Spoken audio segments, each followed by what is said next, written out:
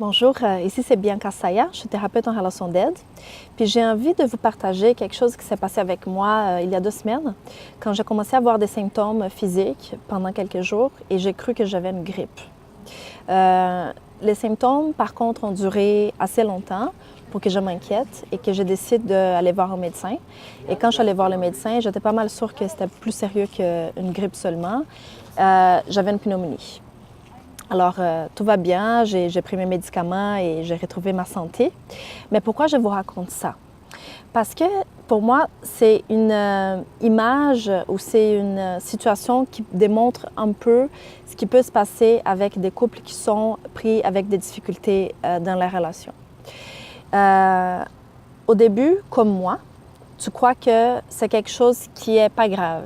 Alors, il y a des éternuements en tout, peut-être un petit peu de fièvre, et on prend soin de nous, on prend du Tylenol peut-être, ou bien on essaie de nous reposer en pensant que ça va mieux aller par la suite, puis qu'on va se guérir tout seul. Mais il y a quelque chose que quand les mal persistent, puis qu'on voit que les symptômes, plutôt que de diminuer, ils augmentent, qui ça nous fait voir que c'est peut-être plus sérieux puis qu'on a besoin d'aide. Et il y a des couples qui viennent en thérapie dans plusieurs stades. Il y a ceux qui décident de venir quand ils pensent qu'ils ont une grippe. Il y a ceux qui viennent quand ils voient que c'est plus sérieux, que c'est peut-être une pneumonie. Puis il y a ceux que malheureusement, l'image est forte, viennent quand ils sont déjà pris d'un cancer.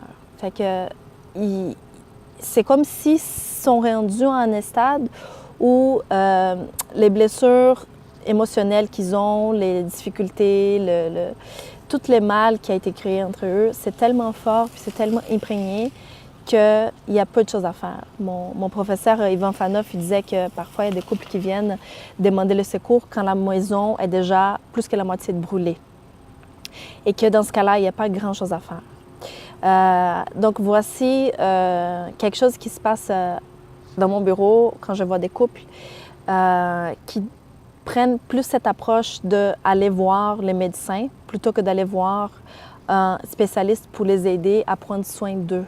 Ce que j'aimerais transmettre aux gens, c'est que la thérapie de couple n'est pas nécessairement un endroit qui doit être vu comme si on allait aux urgences, quand on peut même plus se tenir debout. La thérapie, comme la prise en soin de sa santé, peut être quelque chose qu'on fait comme un endroit pour avoir des outils pour prendre soin de sa santé émotionnelle et relationnelle. On peut faire un parallèle.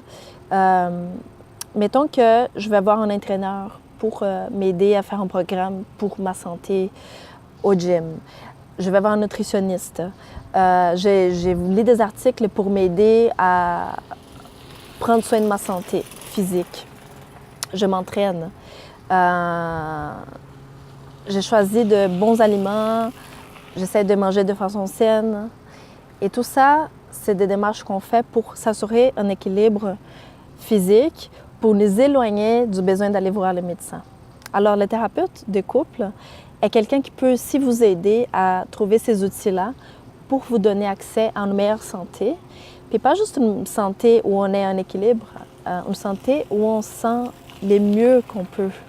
Parce que tout comme dans le corps, c'est intéressant de ne pas seulement se sentir correct, mais c'est intéressant de se sentir avec beaucoup de vitalité, avec de l'énergie, puis avec l'envie de faire des choses, puis être bien dans sa peau, puis se regarder devant le miroir pour se sentir bien avec l'image qui est reflétée. Bien, la même chose avec les couples, c'est de pas seulement être dans un endroit où il n'y a pas de conflit, mais trouver un épanouissement mental, psychologique, sexuel. Et pour ça, on peut, en tant que thérapie de couple, vous aider à retrouver un état optimal, excellent de relation. Alors, merci de m'avoir écouté. J'espère que ça a pu vous éclaircir un peu. Et continuez à nous suivre ici dans la chaîne YouTube, dans notre blog, au www.centreros.com. Merci. Bye.